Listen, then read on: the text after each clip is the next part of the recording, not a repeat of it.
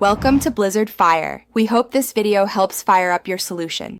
In this video, I will explain how to use Binance, an easy method guide. First, you'll need to create your account and complete the identity verification process, which is crucial for security and compliance. Next, enhance your account safety by setting up two-factor authentication.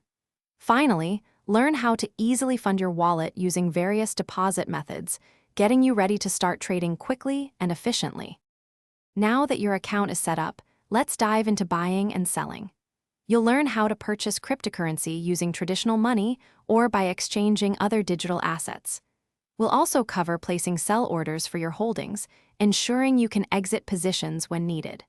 Plus, we'll explore various order types, such as limit and market orders, to give you flexibility in your trades. Effective portfolio management is key to success. This section will guide you through monitoring your cryptocurrency holdings and understanding their performance over time. We'll also explore exciting opportunities like staking or earning interest on your digital assets, helping your investments grow.